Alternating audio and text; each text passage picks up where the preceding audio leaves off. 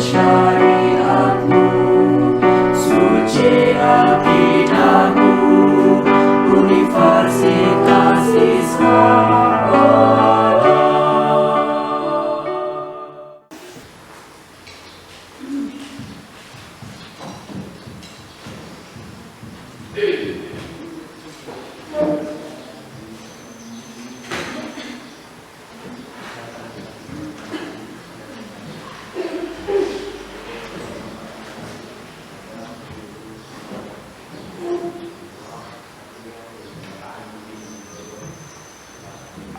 Baik, anak-anak sekalian, yang perkenalkan kita mulai pembelajaran hari ini ya.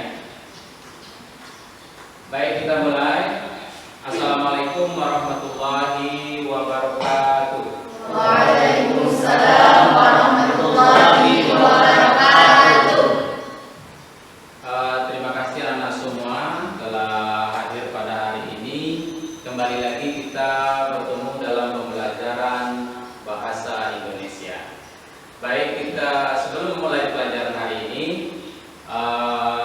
marilah kita sama-sama berdoa ya. Yang mana untuk memimpin doa supaya keberkahan pembelajaran kita hari ini, Bapak minta untuk ketua kelas Bila Ridho untuk memimpin doa.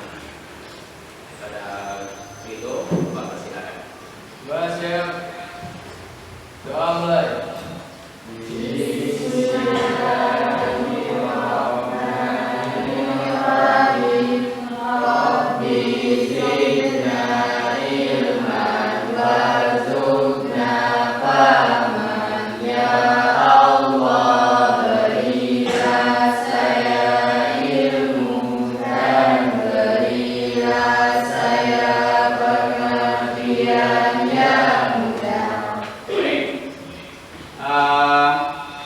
Terima kasih kepada ketua kelas yang telah membimbing doa pembelajaran kita hari ini. Nah, pembelajaran kita kali ini, materi pembelajarannya adalah karya ilmiah. Ya. Jadi sebelum kita mulai pelajaran, Bapak cek dulu kehadiran kalian. Ya. Siapa yang tidak hadir hari ini? Hadir semua ya. Alhamdulillah, hadir semua hari ini. Dalam keadaan sehat walafiat untuk mengikuti pembelajaran bahasa Indonesia. Nah, pada pertemuan kali ini,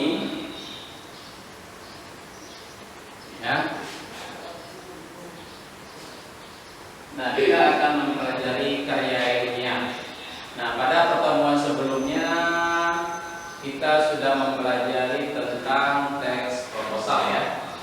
Nah, jadi sebelum karya ilmiah ini kita sudah mempelajari bagaimana teks proposal. Masih ingat tidak teks proposal? Ingat ya. Kira-kira apa fungsinya teks proposal itu? Salah satunya untuk mengajukan anggaran kegiatan ya. Salah satunya. Nah, bisa juga untuk melakukan sebuah penelitian ya teks proposal itu ya. Nah, adapun tujuan pelajaran kita hari ini adalah, nah nanti kita diharapkan mampu mengidentifikasi sistematika dan kebahasaan dari sebuah karya ilmiah yang dibaca dengan tepat dengan penuh rasa tanggung jawab. Nah, nanti ada dua kegiatan yang akan kalian lakukan. Pertama, menganalisis atau mengidentifikasi bagaimana sistematika dari karya ilmiah maupun kebahasaan nanti ya.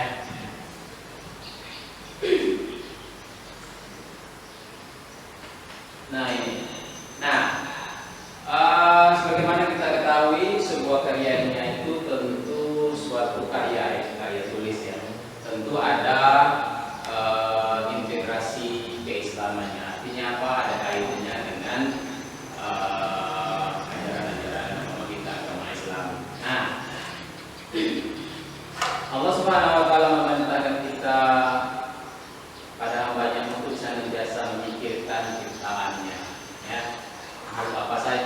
termasuk yang melata, termasuk makhluk yang paling sederhana sekecil apapun, termasuk virus corona ya, menggerakkan hati ahli kedokteran untuk ramah-ramah melakukan penelitian, ya, melakukan sebuah penelitian. Karena dampak corona sangat mahal, sangat berbahaya, ya, sehingga Allah memerintahkan kita untuk melakukan penelitian, ya. Sebagaimana dalam surah Az-Zariyat, ya, ayat ke-21, ya. Nah, paminta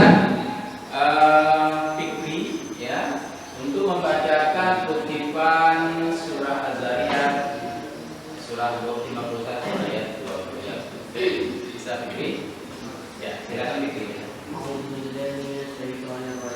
Bismillahirrahmanirrahim.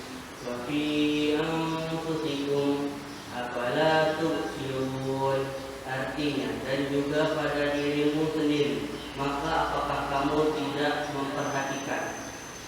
Quran surah Al-Zariyat surah ke-51 ayat 21. Terima kasih kepada Ananda Fikri yang telah membacakan kutipan surah Az-Zariyat ayat 21. Di dalam Al-Quran banyak sekali kita jumpai ayat-ayat yang memotivasi kita untuk melakukan pengamatan penelitian, ya. Penelitian yang mendalam apa saja yang bergelar di muka bumi ini. Baik. Nah, karya ilmiah ini dalam kehidupan sehari-hari sangat berguna, ya. Apalagi dalam dunia akademik, ya. Dalam kehidupan sehari-hari hampir semua bidang memerlukan penelitian, ya, misalnya untuk mengembangkan sebuah usaha, ya. Seperti itu. Nah, ini adalah pengertian dari karya ilmiah, ya. Coba Najwa baca pengertiannya apa? Karya ilmiah adalah karya tulis yang dibuat dengan prinsip-prinsip ilmiah berdasarkan data dan fakta, observasi, eksperimen, dan kajian pustaka. Ya. Jadi secara umum bahwa karya ilmiah adalah karya tulis, ya. Karya ilmiah itu adalah karya tulis, ya, yang dibuat dengan prinsip ilmiah. Apa itu ilmiah? Ada yang tahu? Ilmiah berdasarkan keilmuan, ya. Ilmiah itu artinya berdasarkan keilmuan. Nah, kemudian berdasarkan data, fakta, yang diobservasi, yang dieksperimen, dan dikaji secara pustaka, ya. Seperti itu. Nah, tujuannya apa kita karya ilmiah ini? Ada 3 tujuan mendasar dalam membuat sebuah karya ilmiah, ya. Yang pertama, tujuannya adalah sebagai sarana rujukan. Artinya apa? Kita dalam dunia akademik nanti bisa membuat sebagai rujukan untuk penelitian. Baik, kita lanjutkan.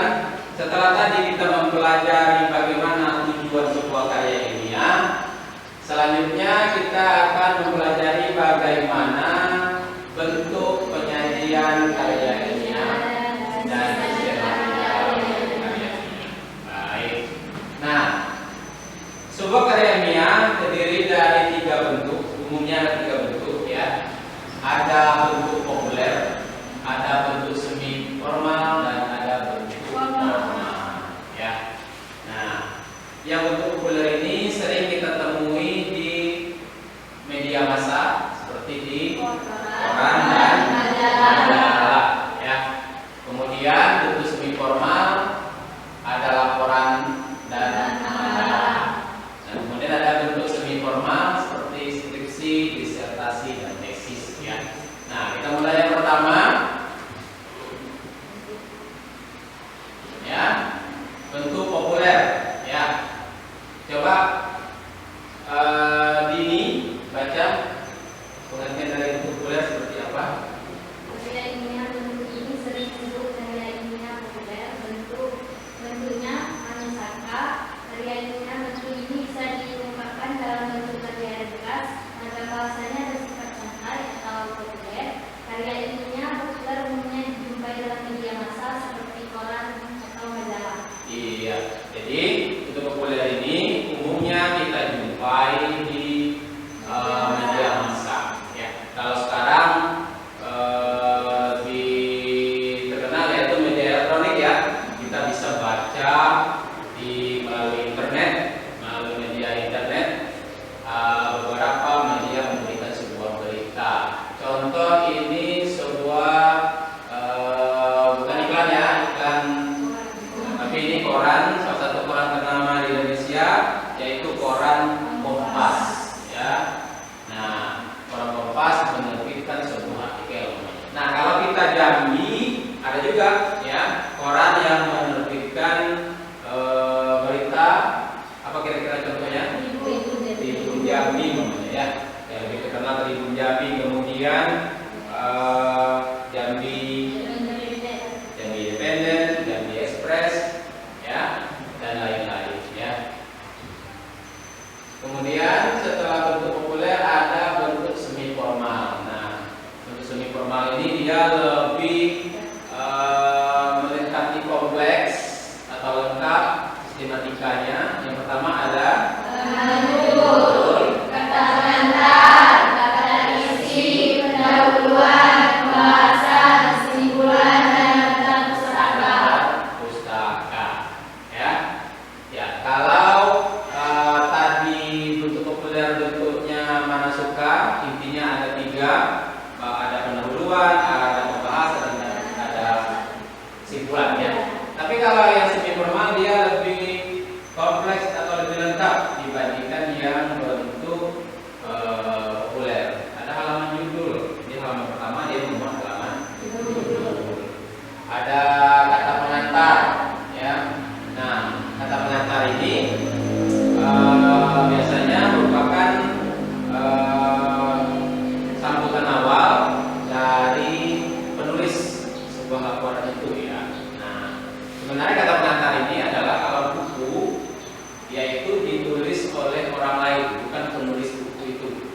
Umpamanya kalian menerbitkan sebuah kumpulan cerpen atau puisi, nah kata pengantarnya itu dibuat oleh kepala madrasah namanya ya, atau guru pembimbingnya. Kalau yang dibuat oleh kalian sendiri namanya prakata. Ya. Dari sini kira ada pertanyaan? Mas ya. Selanjutkan kata isi ya, merupakan rangkaian daripada isi itu ya. Kita bisa melihat halamannya berapa ya, dan isinya apa. Kemudian pendahuluan. Di pendahuluan ini biasanya isinya adalah latar belakang. Latar belakang. Apa itu latar belakang? Alasannya, alasan kita membuat sebuah tulisan itu. Biasanya isinya adalah ketimpangan antara harapan dan kenyataan. Ya, kita inginnya seperti ini, ya, namun kenyataannya seperti ini. Ya, berbeda. Nah, itu adalah isi dari sebuah pendahuluan. Ya, pendahuluan. Kita lanjutkan. Setelah tadi pendahuluan, sekarang ada pembahasan. Ya, jadi dibahaslah di situ tentang apa isu yang diangkat dalam artikel itu. Ya, umpamanya masalah penggunaan handphone di saat belajar, ya.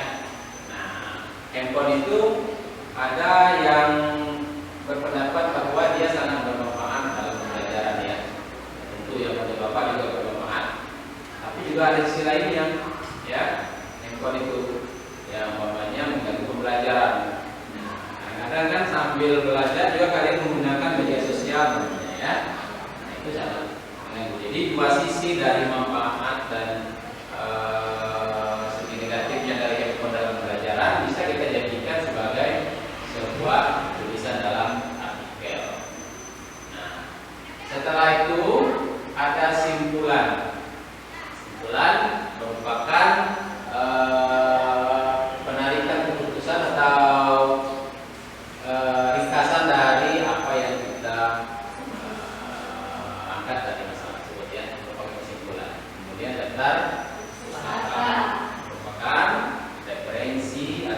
bukan yang kita ambil. Makanya kita ambil dari buku ya. Jadi dalam buku tersebut kita cantumkan nama penulisnya siapa, kemudian judul bukunya apa, tahun terbitnya kapan, penerbitnya siapa. Ini kita ambil dari halaman berapa, gitu ya. Sampai di sini untuk formal, untuk semi formal, kira-kira ada pertanyaan?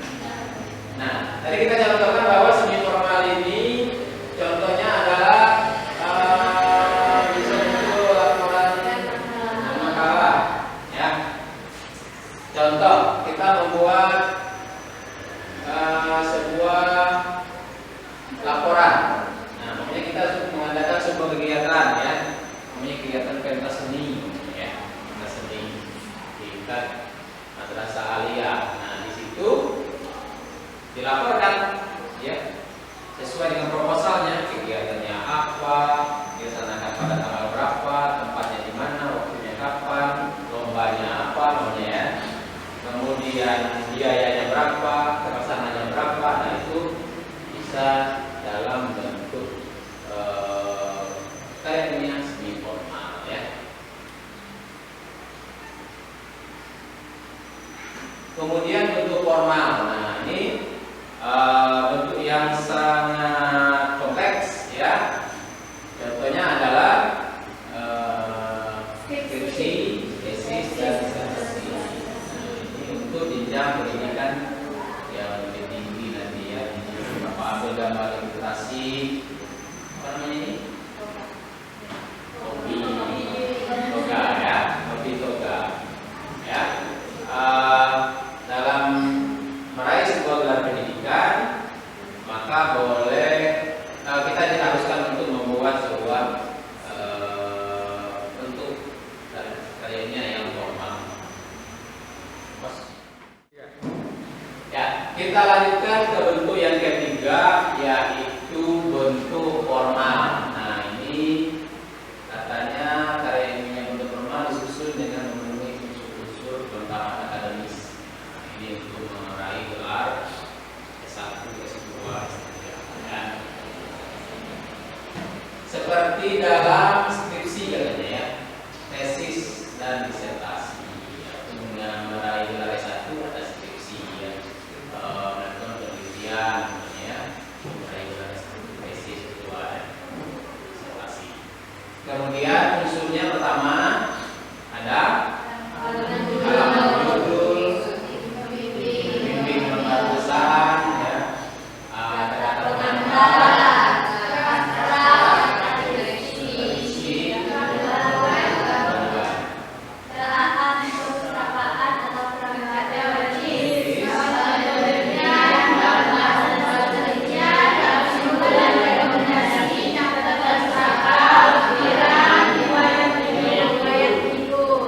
kalau ini sudah terpenuhi sidang, ya, sidang, kemudian tidak boleh wisuda, ya.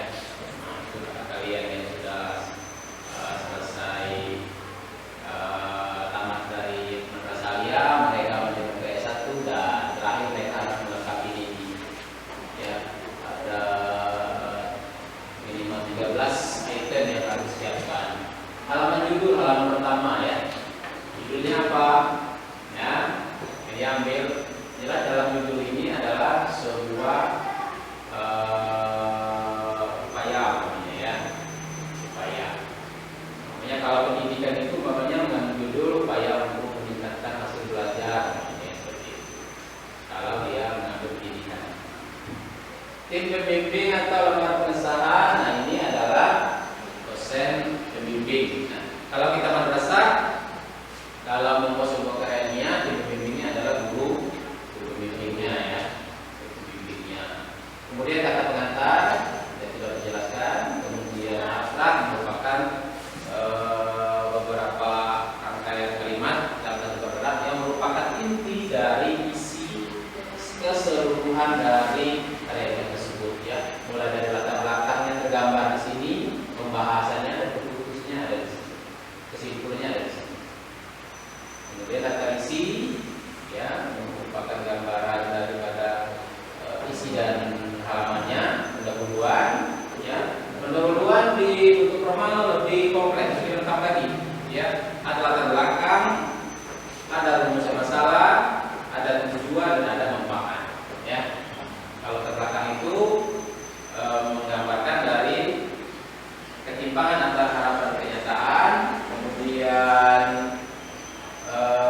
rumusan masalah itu adalah batasan masalah yang kita ambil. Ya, artinya apabila kita meneliti sebuah sekolah atau madrasah, kita batasi lagi.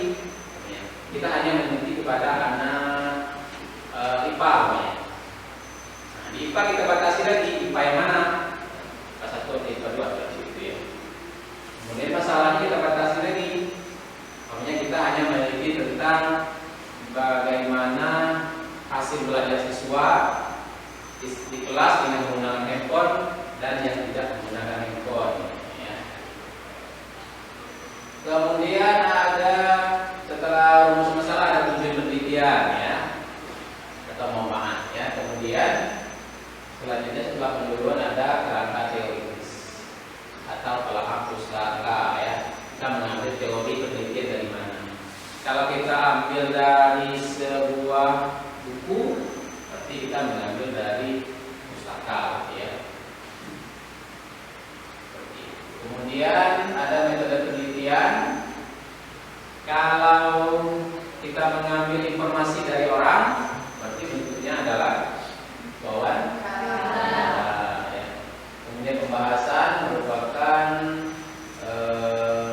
pembahasan penelitian ya. Ya, dikupas dalam sini apa yang diteliti, kemudian hasilnya merupakan simpulan. Rekomendasinya apa? Ya. Rekomendasi itu artinya apakah ini bermanfaat atau tidak. Ya. Latar pustaka, lampiran dan riwayat hidup.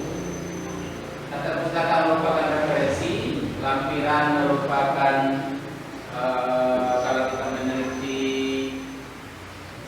pedagang pokoknya ya. Nah, lampiran ini pokoknya adalah tanya jawab kita terhadap pedagang tersebut. Contoh ya. Ini riwayat hidup dari sebuah penulis ya. Dibuatlah profil biodata penulis ya. Yang menulis dari sebuah karya ini. Ya. Kita lanjutkan kepada kaidah kebahasaan dari karya ilmiah. Yang pertama apa juga? Menggunakan tanda detik personal. Ya, tidak sifat pribadi. Nah, dia menggunakan kata penulis dan kata peneliti. Ya, jadi tidak menggunakan nama pribadi, pribadi ya. Tidak ada menggunakan kata aku, saya, tidak ya, tapi menggunakan kata penulis, peneliti. Tulislah dalam kalimatnya namanya penulis menyimpulkan bahwa gitu ya, dia menggunakan kata penulis atau peneliti menyimpulkan bahwa tidak menggunakan kata aku, saya atau nama ya. Nah, seperti itu ya. Tidak seperti kalau kita menulis sebuah cerpen namanya ya, ada tokoh aku ya, seperti itu ya. Nah, kemudian menggunakan kalimat pasif ya. Tidak digunakan kalimat yang aktif. Tidak ada dialog di dalamnya. Kalau kalian menulis sebuah kalimat teks drama tentu ada dialognya ya. Tidak.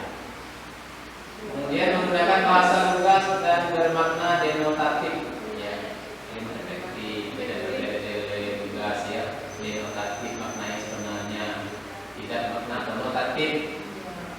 Ya, tidak mungkin menulis kalimat yang ada kiasan ya, namanya kata kepala ya. Ya, kalau kita kepala yang kita maksud menulis adalah bagian tubuh manusia, ya betul-betul bagian tubuh manusia ya, bukan kepala rasa itu, bukan kepala desa ya, bukan kepala kepala suku ya, itu ya. Kepala rumah tangga ya. Ada yang sudah bercita-cita menjadi kepala rumah tangga? Ingat dulu ya. Ya, kemudian kita lanjutkan kepada reproduktif. Artinya yang ditulis penulis itu sama maknanya oleh pembaca, ya. Tidak berbeda makna. Kemudian apa Randy? Tidak. Tidak melibatkan perasaan. Tidak ada menggunakan perasaan ya. Tidak bawa perasaan. Tidak baper ya. Ini nggak jadi baper ya. Jadi ini tidak bawa perasaan. Apapun yang ditulis itu semuanya berdasarkan ilmiah, keilmuan, objektif berdasarkan bendanya ya. Tidak dengan perasaan ya. Yang kita menulis tentang seorang itu berdasarkan suka atau tidak suka ya, atau benci atau suka ya, harus sesuai dengan ilmiah keilmuan ya. Kemudian menggunakan istilah keilmuan, artinya kalau yang dibahas tentang alam biologi namanya ya, itu istilahnya tentang biologi ya. Apa contoh istilah tentang biologi?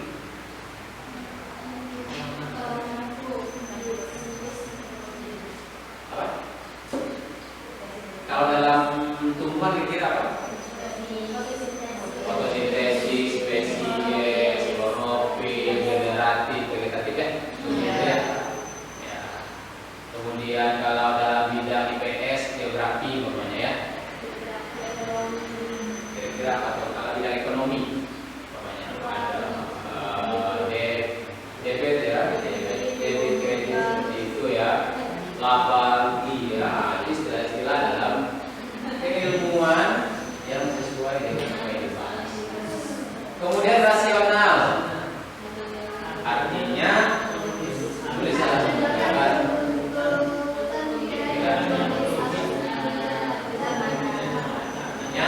dalam membahas dua hal itu alur pikirnya tidak melompat tapi berurutan ya. Pertama dulu, kedua, ketiga seperti itu ya. Tidak melompat-lompat ya. Pertama bahas ini, langsung bahas yang ini lagi, terus ke tengah lagi seperti itu ya. Nah, kemudian langsung ke sasaran dan tidak berbelit-belit. Sasaran ya, jangan hanya berbelit ya, ujung-ujungnya itu juga ya. Nah, harus langsung ke sasaran. Kalau lihat itu paham lihat ya. Jangan berbelit-belit, langsung ke poin. Ya kan ya? Nah, ini ada sebuah gambar ilustrasi ya, sampah. Ini bukan lagi sampah yang kategori kecil ya. Nah, ini sudah menggunung ya, menggunung sampahnya.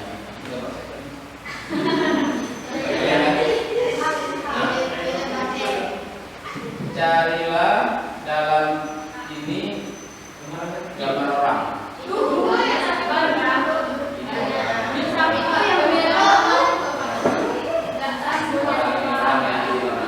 Ini menggunung. Jadi pernah kejadian sebuah gunung sampah ini longsor ya, menimpa rumah orang, meninggal ya. Meninggal itu bukan sampah bayangkan ya. Itu adalah sebuah masalah. Ya. Dari masalah itu bisa kita angkat sebuah isu yang kita jadikan sebuah tulisan dalam karya ilmiah. Ini contoh sebuah karya ilmiah. Ya. Dalam karya ilmiah ini sudah agak semi formal ya. Pertama judulnya adalah ini ya. Ini apa ya? Ini tantangan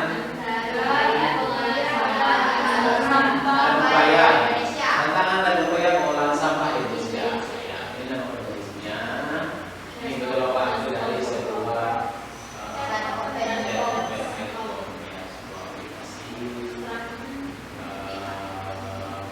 yang bisa menjawab semua pertanyaan. Ya. Tentang keilmuan lebih ya. Kalau pertanyaan pengetasan. Ya. Ini adalah abstrak yang merupakan beberapa kalimat yang merupakan ringkasan dari isi ini ya. Kali ini ada kata kuncinya sampah, Indonesia daur ulang menjadi. Ini dalam ini membahas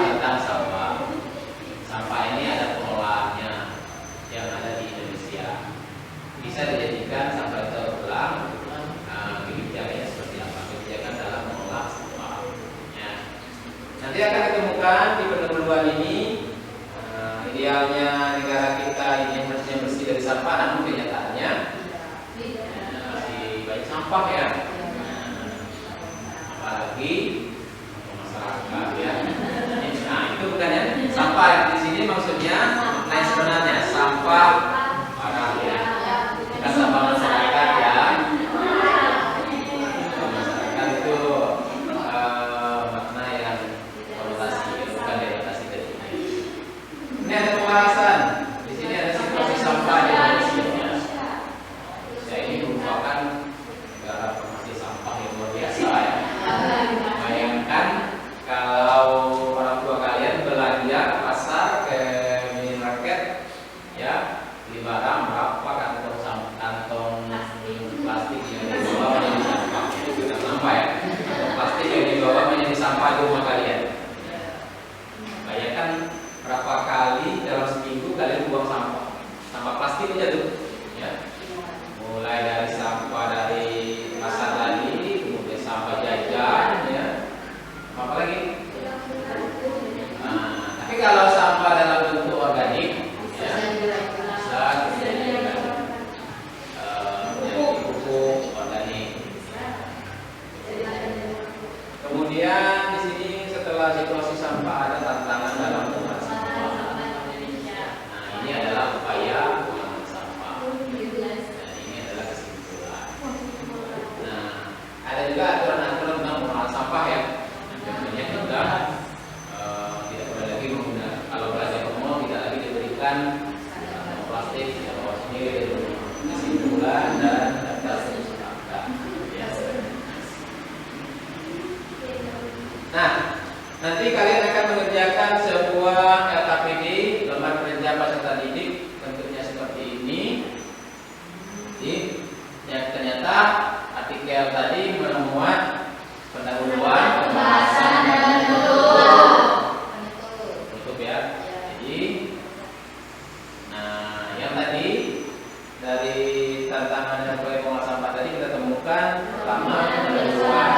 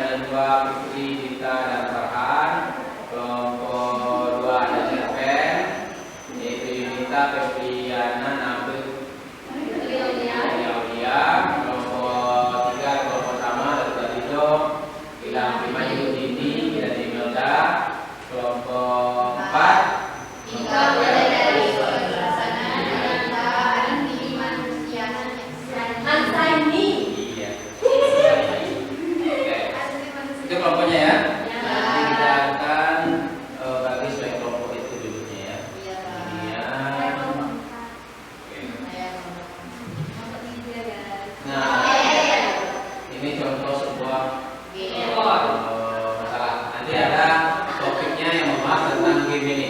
Ya. Ini tangannya siapa nih? Ya, ya. Ini Bapak ambil gambar ilustrasi dari internet ya. Nah ini, nanti mamanya contoh Bapak akan berikan sebuah tinggal dan Bapak tidak dikonstruksi dan bagaimana. Dan ini pendapatnya silakan monggo semuanya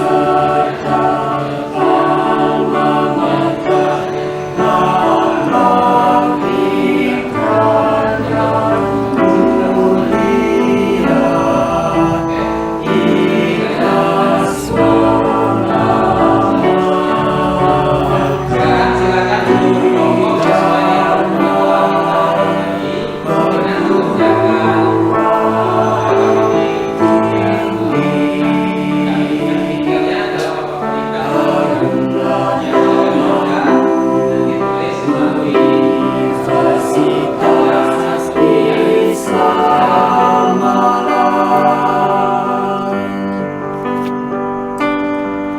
Tekadku berjuang tegakkan akhlak aswaja, luhur syariatmu, suci akidahmu, Universitas Islam.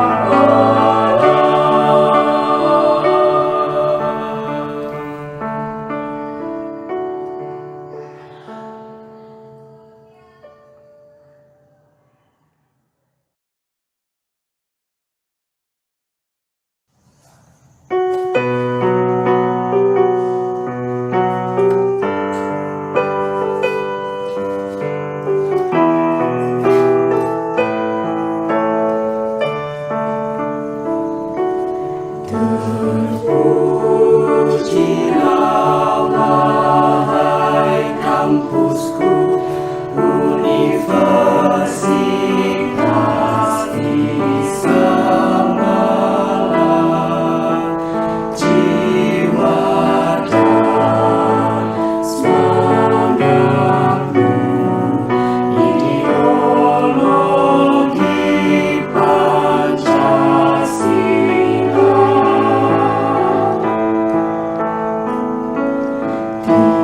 teologi serta alma mater, lambang ikrar yang mulia, ikhlas mengamalkan pidana perguruan tinggi. Harumlah namamu, Universitas Islam Malang. Tekadku berjuang tegakkan akhlak aswaja, luhur syariatmu, suci akidahmu, Universitas Islam.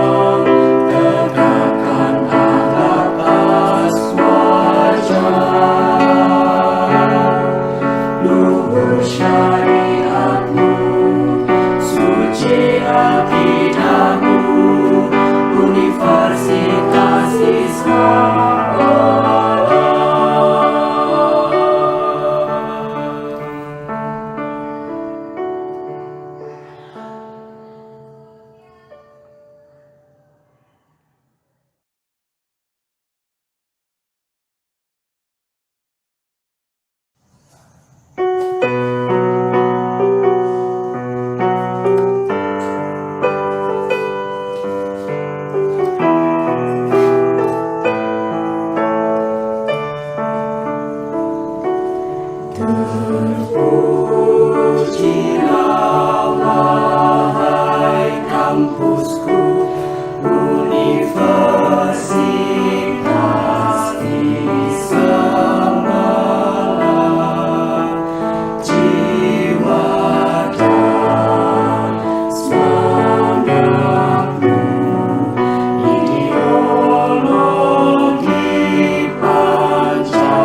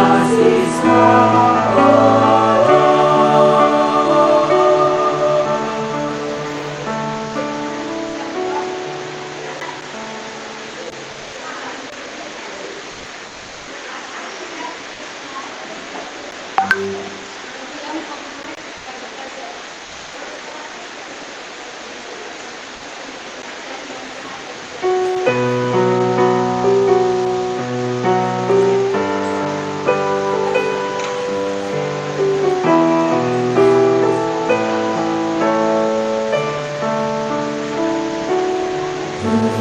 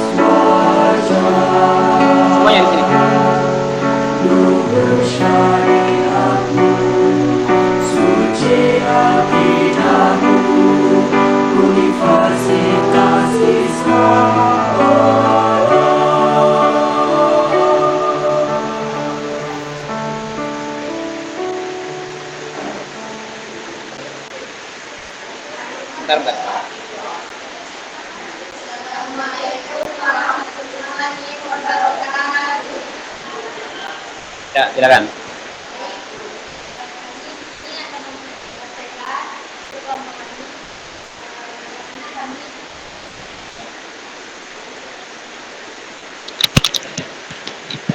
Kami dari kelompok 4 yang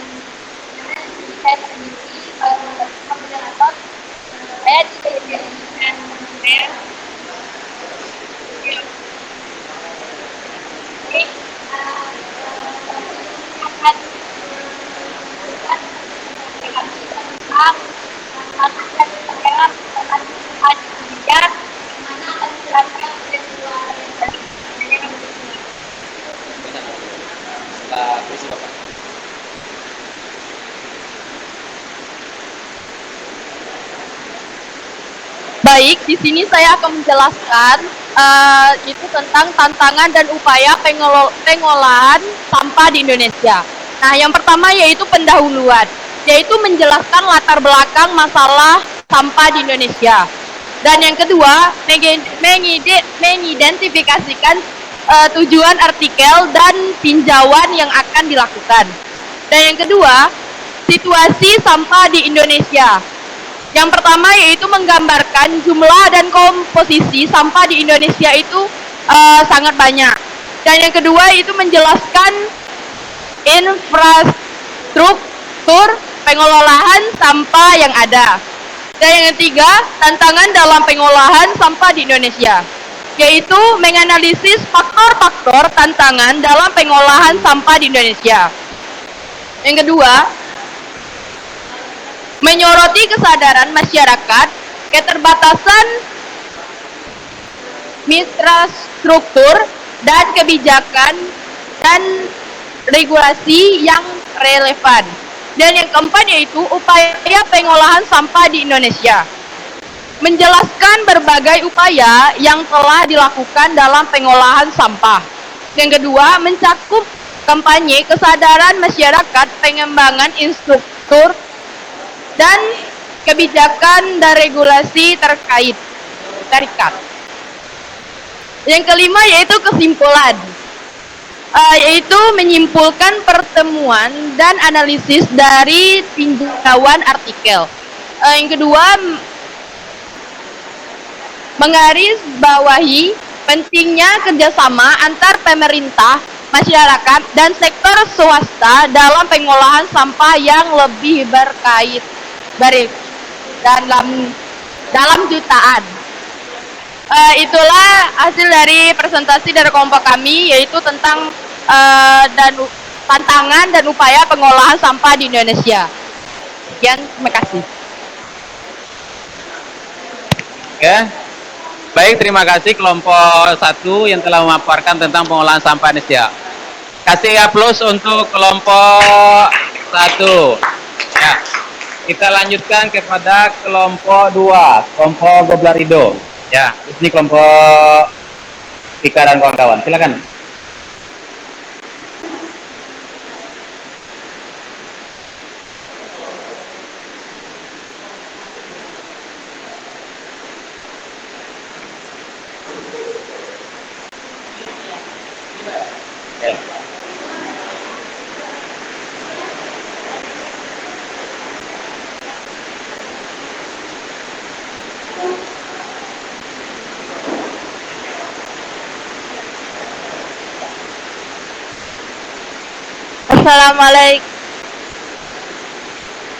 Assalamualaikum warahmatullahi wabarakatuh.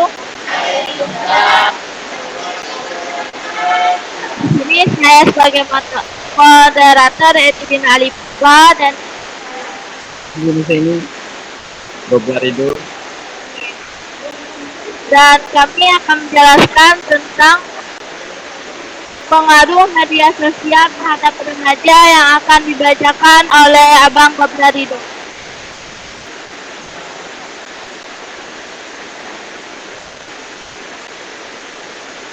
Baik, di sini saya akan membacakan hasil dari kelompok kami, yaitu tentang pengaruh media sosial terhadap remaja.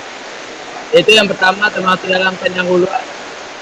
Bagian yang topik akan dibahas yaitu pengaruh media sosial terhadap remaja.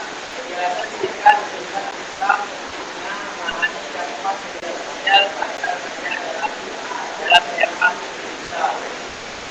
Yang kedua yaitu pembahasan.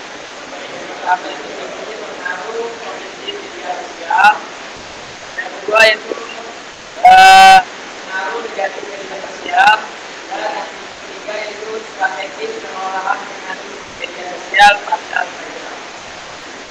Yang ketiga yaitu kesimpulan pentingnya pemahaman dan pengelolaan kebijakan dalam penggunaan media sosial oleh remaja ditekatkan serta peran orang tua, pendidik dan masyarakat dalam mendukung penggunaan kesadaran dalam penggunaan media sosial.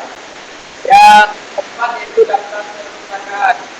Itu mengacu pada sumber yang hebat dan diakui untuk mendukung informasi yang terbuka serta yang jelas.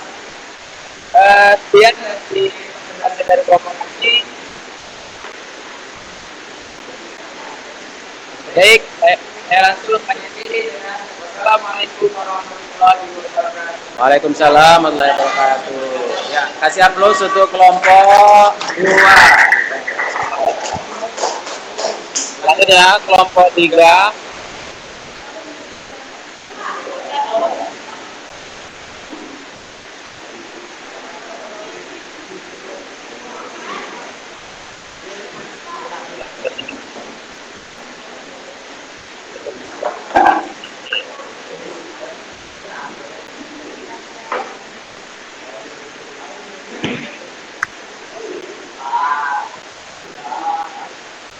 Assalamualaikum warahmatullahi wabarakatuh.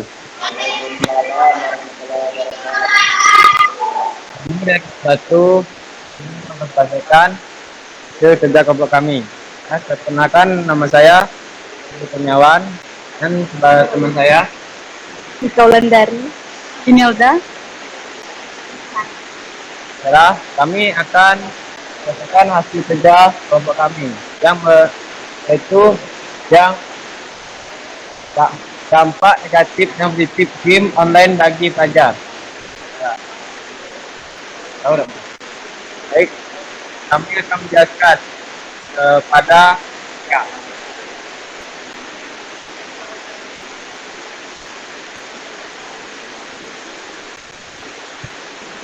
Baik, di sini saya sebagai penjelaskan atau memaparkan dampak negatif dan positif game online bagi pelajar. Yang pertama ada abstrak.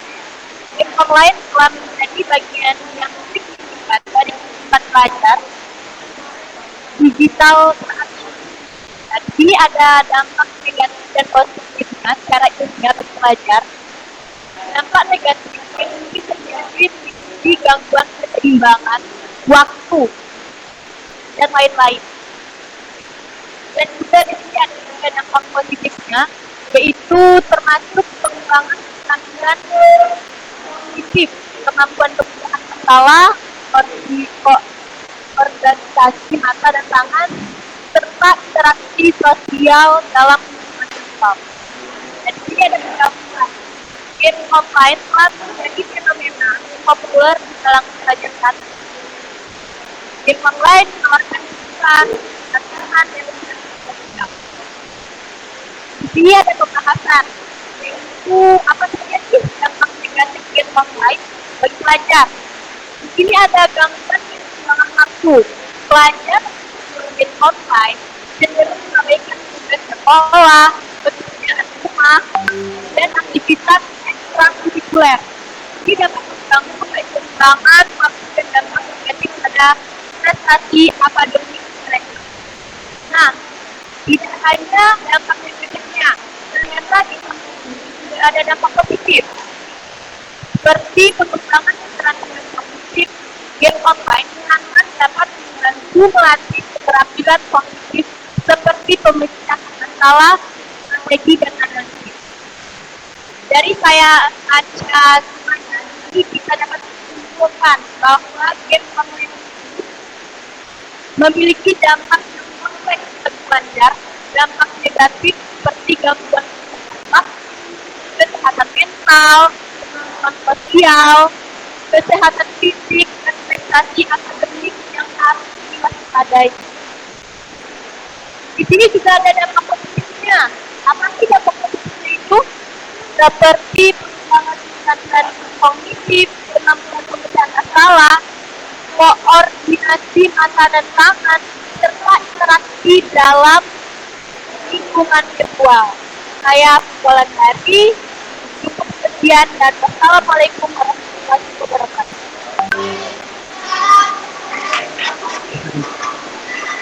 Terima kasih kepada kelompok 3. Terakhir kelompok 4, silakan presentasi.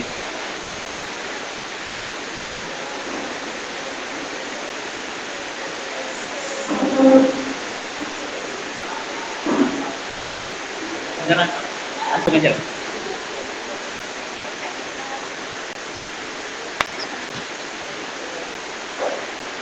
Baiklah, Assalamualaikum warahmatullahi wabarakatuh.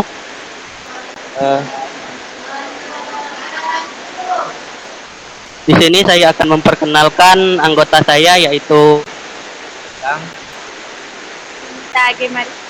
Kita Utami. baiklah, saya sekaligus moderator sekaligus juga yang akan menjelaskan masalah dampak bahaya narkoba bagi pelajaran. Oke. Di sini saya akan menjelaskan tentang dampak bahaya narkoba bagi pelajar. 1. Pendahuluan.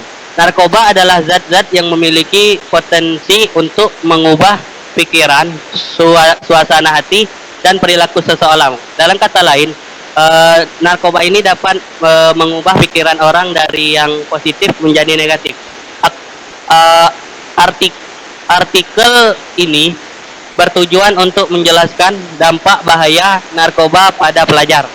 2. Pembahasan. 1. Dampak bahaya narkoba pada prestasi akademik. Penggunaan narkoba dapat menggunakan kemampuan kognitif dan mempengaruhi konsentrasi pelajar, sehingga berdampak negatif pada prestasi akademik mereka. 2. Dampak bahaya narkoba pada kesehatan mental.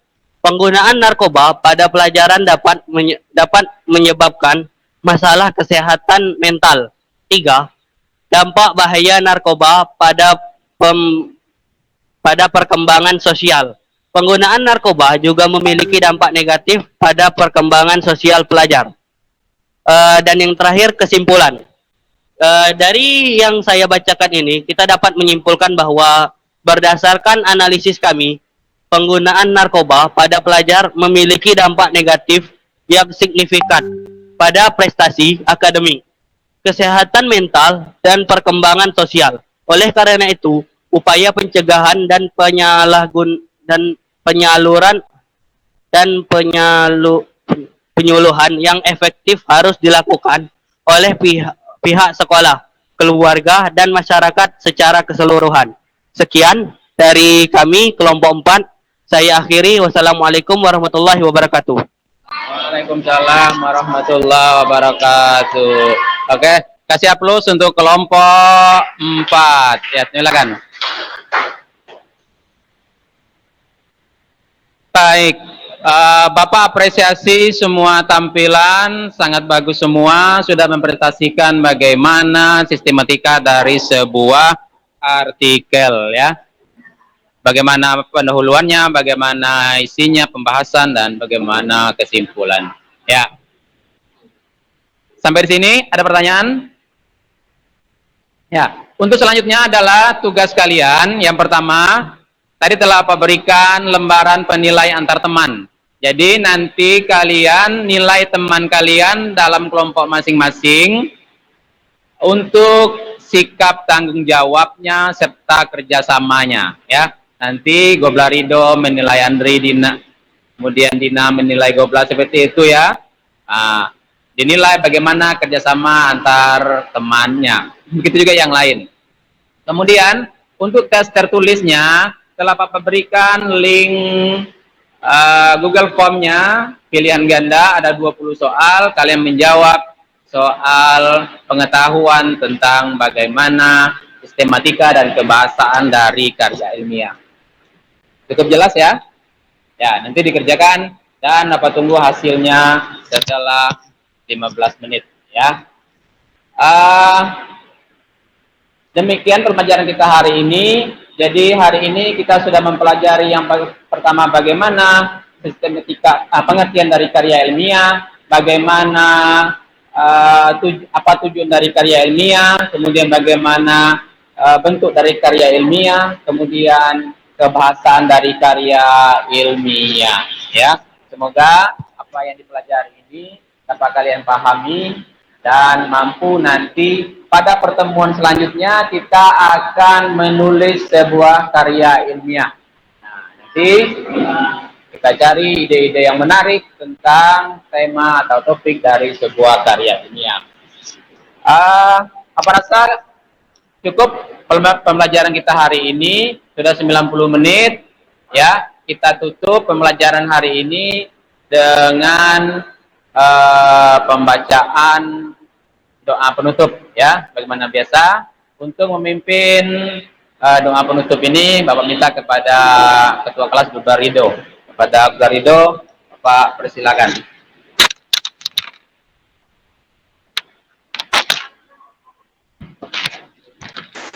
Siap. Doa mulai. Bismillah.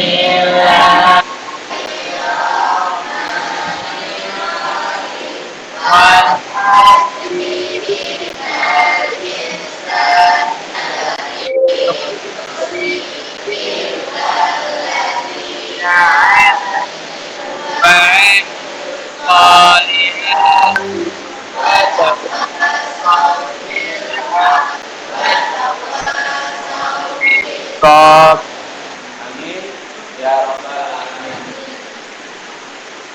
Demikian pembelajaran kita hari ini. Kita lanjutkan lagi pada tanggal 5 Juli akan datang untuk bagaimana menulis sebuah karya ilmiah. Terima kasih. Tepuk tangan untuk kita semua. Demikian Pak Hari. Assalamualaikum warahmatullahi wabarakatuh.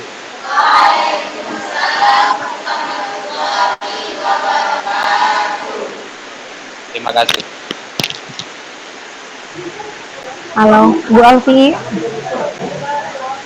Mas Fikri sudah selesai, Bu Alfi. Ya, silakan Ya, dilanjutkan monggo, Bu.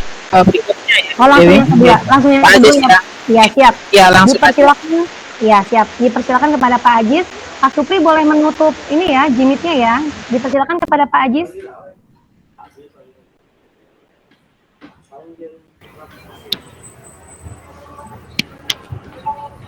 Ya Bapak Ibu, saya cek suara dulu, apakah terdengar suara saya? Terdengar Pak, jelas. Dengar ya? Jelas, sudah jelas Pak.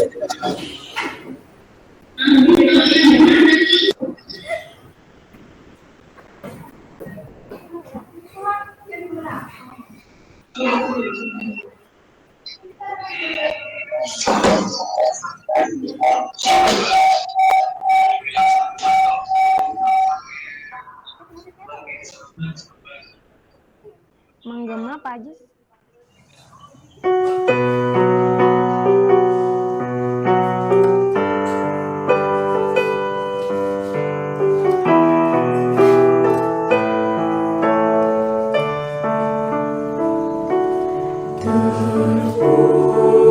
Terpujilah wahai kampusku, Universitas Islam Malang. Jiwa dan semangatmu, ideologi Pancasila.